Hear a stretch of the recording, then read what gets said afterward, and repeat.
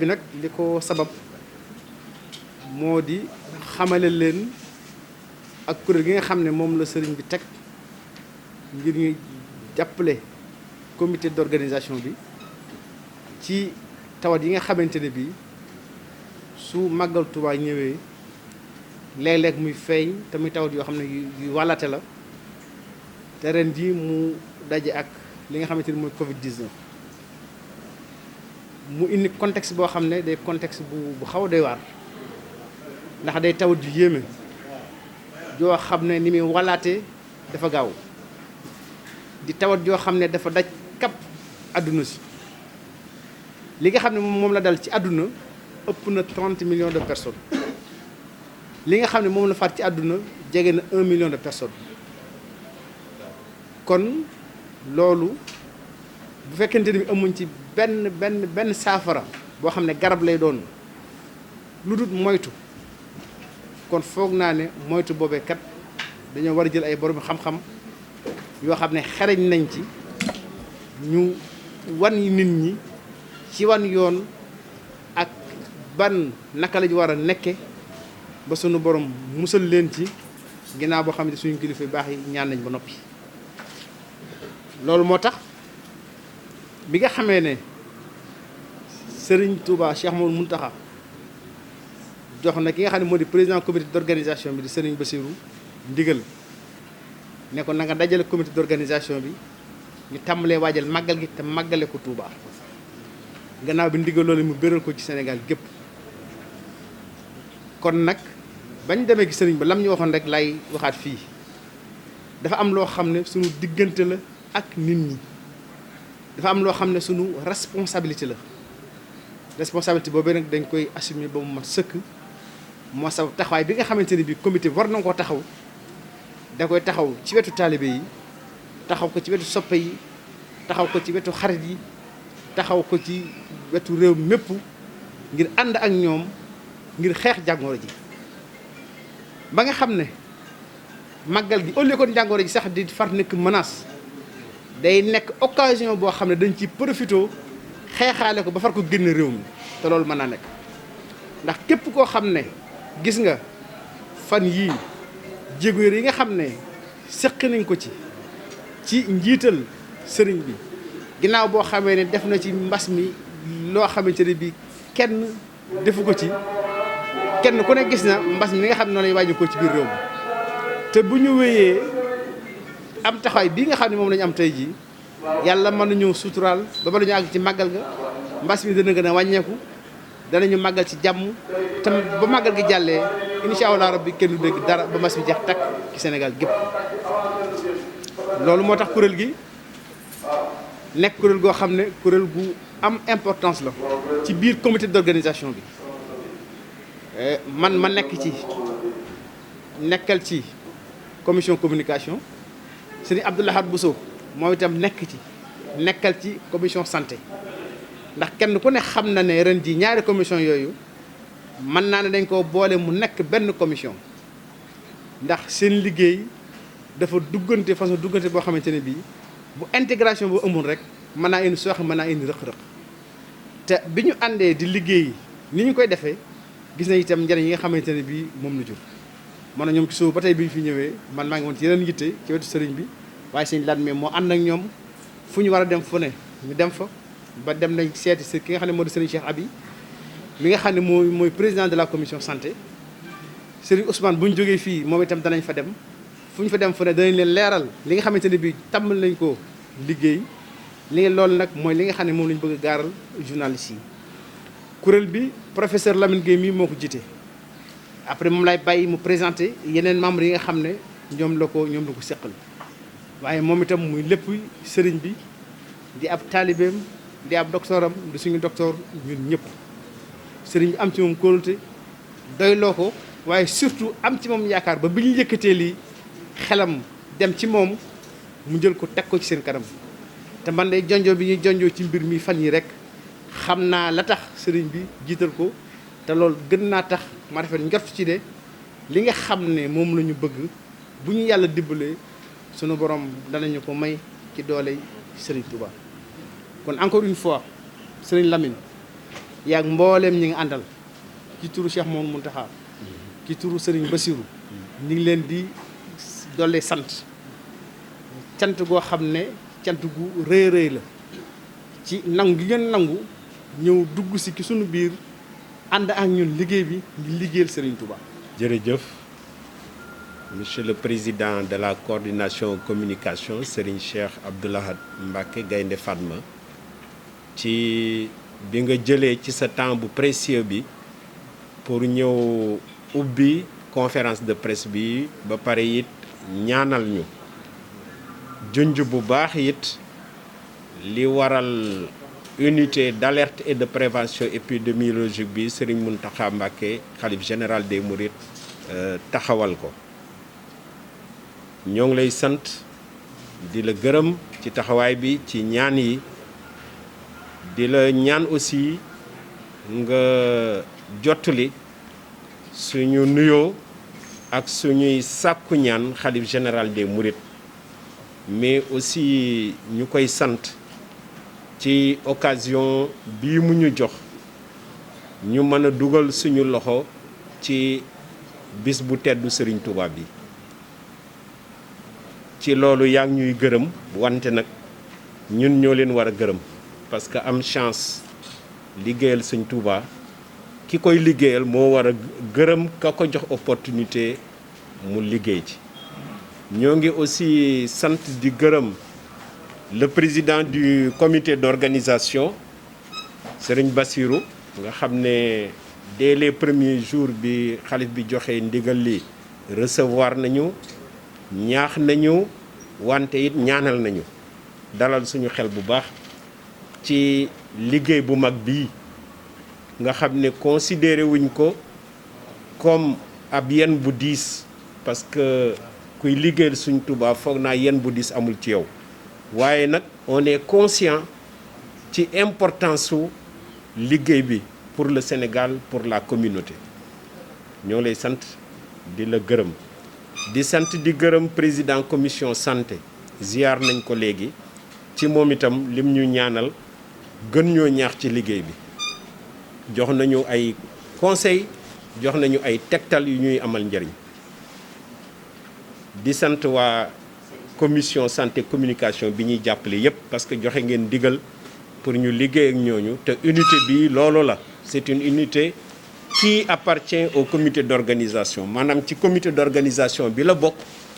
te lépp lu ñuy def diisoo nañ ko ak commission yi nekk ci biir comité d'organisation bi unité bi ni mu composé sëriñ bi wax na ko léegi mooy d'abord représentant commission communication ak commission santé d'ailleurs ci ñooñu la ñuy sukkandiku ñun pour mën a doxal plan d'action bii nga xam ne dinañ leen ko présenter léegi moo tax sëriñ Abdou Lahad présent na pour représenter comité d'organisation bi waaye présent na parce que ci commission communication bi moom moo ko jiite comité bi aussi unité bi depuis ñu taxawal ko dañuy jokkoo ak moom defuñu lu ko ump te taxawaayam rëy na trop ci unité bi ñoo ngi am aussi présence su représentant président santé bi di Serigne Abdou Lahad Bousso moom itam ñu ngi koy sant di ko gërëm mi ngi ci suñu échange yi di contribuer lu am solo à part ñaari membre yooyu man la yàlla def ci décision xalif général des Mourides ma coordonné ko sëñ Abdou Lahad wax na léegi li tax sëriñ bi dénkuñu loolu ñoo ngi sàkkuwaat ñaan ci moom wax na ko du ma ci revenir man professeur Lamine Gueye médecin la di professeur titulaire de physiologie nekkoon faculté de médecine Dakar jóge fa dem sos faculté de médecine Saint-Louis yàlla def président de la République am confiance ci ñun ci waxtaanam ak ministre de l'enseignement supérieur à l'époque ñu def ma recteur de l'université Gaston Berger ma jóge fa yàlla def ñu indi ma ci université Bambey bii ma koy diriger moo tax yéen waa presse bi ñu ci bëri xamante nañu ñun parce que yàgg nañoo liggéey gis liggéey bi ñu doon def ci màggal gi bi ñu defee li ñu mën ci université Bambey bii nga xam ne ñoo ngi ciy sant parce que liggéeyal nañu Sénégal mais aussi joxoon nañu opportunité bu mag ñuy liggéey fii ci Touba notamment ci màggal gi autorité réew mi aussi décidé yóbbuwaat ñu Dakar nag dénkuñu li ñuy wax autorité nationale de l'assurance qualité di ANAQ-Sup bu Sénégal lépp lu jëm ci qualité ci enseignement supérieur muy public di privé ñun ñooy diriger service bi ko yor di sant nag ci rôle bii nga xam ne dénk nañ ñu ko ñu ànd ko ñii muy professeur Lamine Ndiaye di professeur titulaire de sociologie anthropologie xelam màcc ci sociologie de la santé anthropologie de la santé mi ngi ci faculté des lettres et sciences humaines nekkoon directeuru école doctorale bi yor yooyu yàlla yi defoon moo yoroon collège école doctorale université Cheikh Anta Diop yëpp ba ci Afrique sax ñu jox ko aussi le collège des écoles doctorales yi boole Afrique francophone yëpp mi ngi fi. professeur Massamba Diouf spécialiste en santé publique la nekk moom itam taalibe nekk responsable ci faculté de médecine bu Dakar. docteur Serigne Khadim Ngom nekk taalibe yor ay responsabilité yu mag ci yenn association yi nekk nag Bordeaux foofu lay liggéey aussi bien dans le public que dans le privé teewewul waaye wóor na ma ne mi ngi ñuy suivre par le réseau internet. docteur Serigne Alioune Mbacké mi ngi fi teew moom moo nekk médecin chef adjoint bu district Richard Toll. docteur Abdoulaye Saré nga xam ne li tax mu nekk fi mooy représenter Touba assistance médicale ngeen war ko xam nekk taalibe di diriger lool di liggéey fii ci Touba it ci centre de santé bii ñuy jàkkaar lool muy centre de santé Daaru Marnaan ñooñu ñooy membre yi te daanaka ñoom ñëpp teew nañ fi tey. léegi mission bi rek lay tënk avant ñuy dugg ci détail plan d'action bi mission yi comme ni ko tur yi waxee alerte et prévention la maanaam suñu rôle c'est stratégique te loolu c'est important ngeen comprendre ko c'est stratégique maanaam dañuy xool voies et moyens yi gën pour fekk askan wi fagaru ci feebar yi sëriñ bi wax na ko. pandémie bee xew fi mu ne ñu koy wax Covid mais li tax ñu jóg du pandémie bi rek pandémie bi ci yàlla àndee ak ñaan yeeg effort yi gouvernement bi def sénégalais yi def ko bu soobee yàlla wàññeeku na bu baax te yaakaar nañ ne léegi mu jóge fii waaye màggal gi lu yàlla di def dans l'histoire coïncide na ak épidémie yu bëri te ñii nekk ci commission bi aussi ci unité bi ku ci nekk yàgg nga liggéey ak ci màggal gi donc xam nga ay problème mu santé problème mu épidémie yi mën a am ci biir Sénégal taseeg màggal gi màggal enjeu sanitaire da cee am loolu moo tax sëriñ bi ñuy sant li mu taxawal unité bi nga xam ne ça s'inscrit dans la durée maanaam du pour ren rek loolu moom lu jar a comprendre la Covid bi rek taxul mu jóg ren nag Covid bi ci suñu principale mission la bokk mais de manière générale les problèmes de santé en particulier les épidémies moom moo tax unité bi taxaw alerte mooy lan ñuy analyser tout le système ba pare di alerter ku ñu war a alerter évidemment dañuy sukkandiku ci ñi nga xam ne ñoom la yàlla dénk wérgu yaram gi muy ministère de la santé lëkkaloog ñoom pour liggéey loolu lu am solo la lu may insister lépp lu ñuy def dañ ciy diisoog district Touba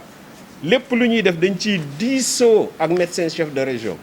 lépp lu ñuy def dañ ciy diisoo ak ministère de la santé pour def la gën alerte bi donc dina adressé wu ci ñoonu dina adressé ci kilifa Touba yi dina adressé ci population bi parce que population bi di ko alerter ci yenn yi am na solo leneen lu mooy prévention lépp luy ay mesures yu ñu war a jël wala ay comportement yu ñu war a am ngir fekk fagaru ci feebar yi en particulier ci Covid bi loolu aussi ñun dañ koy recenser liggéey ci ak autorité Touba yi liggéey ci ak autorité sanitaire publique yi pour ak association yi pour mu mën a taxaw li ñuy liggéey mooy fédérer donc les forces ba pare xool la meilleure stratégie pour aar képp kuy màggal si ak ñooñu ñu fiy fekk bu ñu màggal see. comme dañu sas mission boo xamante ni mission alerte la ak prévention li waroon a njëkk ci lu ñu def mooy xalaat li ñuy wax benn plan d'action mooy tëralin woo xamante ni dana wone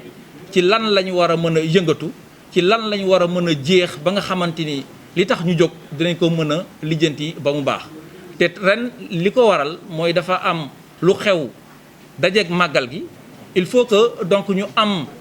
ay jumtuwaay yoo xamante ni bu ñu ko jëfandikoo ci wàllu xel ak xalaat ak ci wàllu jëfin danañu mën a dimbale pour ñu mën a fekk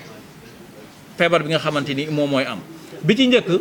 mooy ñu fexe ba wàññi wala ñu dindi lépp loo xamante ni niru na risque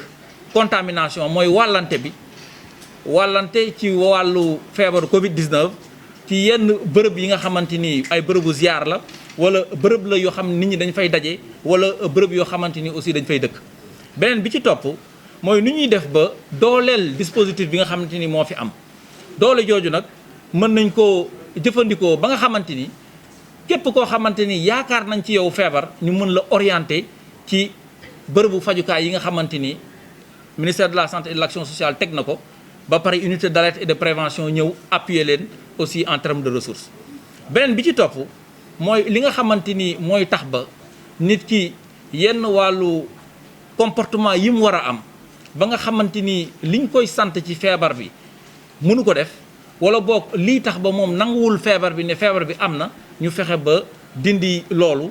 ci jaarale ko ci li nga xamante ni mooy communication sensibilisation ak wone ñi nga xamante ni suñuy yaakaar lañ tey ak ëllëg ñu koy def te waroon a mën a taxaw ne duñ ko def ñu gis leen ñuy takk seeni masque loolu buñ ci xoolee dana war a mën a gën a tax ñu jël suñuy masque di ko takk. beneen bi ci topp mooy naka la ñuy def ba nga xamante ni ñañ daan faj ñu feebar te leneen dal leen lu dul Covid-19 nu ñuy wéyalee loolu ba nga xamante ni képp ku feebar ñu xam ne feebar nga am na loola dal nga mën a dem hôpital ñu mën la faj bi nga xamante ni mooy faj gi mu mucc ayib. am na beneen axe boo xamante ni moom day wax ne képp koo xamante ni sëriñ nga am mbooloo di daje sa kër nañ fexe xool naka la ñuy def ba mën laa fekk ba feebar bi du mën a yegsi si yow wala boog feebar bi du yegsi si biir kër gi. beneen bi ci topp mooy naka la ñuy def ba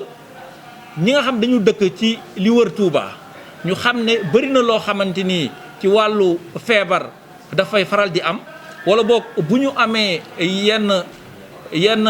feebar yu leen dal duñu mën a dem faju ji ci bërëbu fajukaay yi ñu indi leen benn assistance